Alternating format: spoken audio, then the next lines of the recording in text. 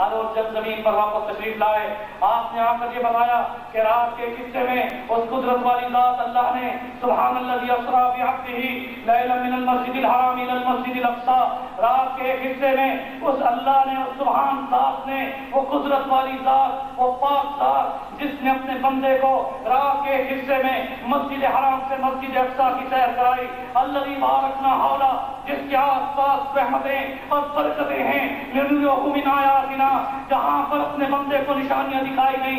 میرے دوستوں اور بزرگوں، حضور نے جب یہ واقعہ سنایا تو ابو جہل نے جب یہ سنا اس نے کہا آج میں ابو بکر کو پھسلا دوں گا، کیونکہ ابو بکر وہاں موجود نہیں تھے۔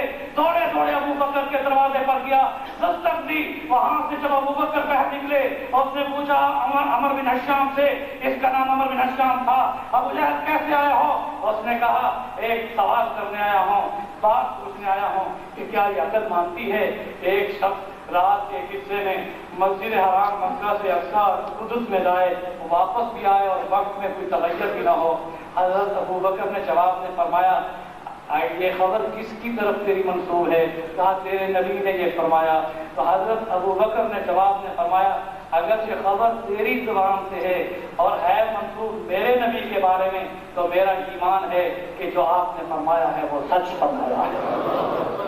میرے دوستوں، اگر جبریل آسمان سے زمین پہ آ سکتا ہے تو ہمارے رسول زمین سے آسمان پر بھی جا سکتے ہیں۔ بڑی باتیں ہیں، حضور کی عظمت کی بڑی باتیں ہیں۔ میرے دوستوں، اس کے بعد حضور پر کفار نے سوالات کیے، کیا بتائیں کہ مسجد اقصیٰ کی کتنی کھڑکیاں تھیں، کتنے چھتیر تھے، کتنے دروازے تھے۔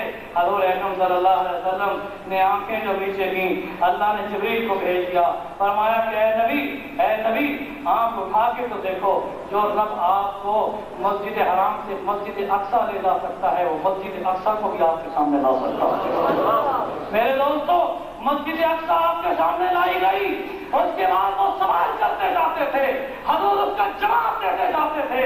ہمارا یہ ایمان اور عقیدہ ہے کہ اللہ کی یہ ساری طاقت ہے، اللہ بڑی قدرت والا ہے، طاقت والا ہے۔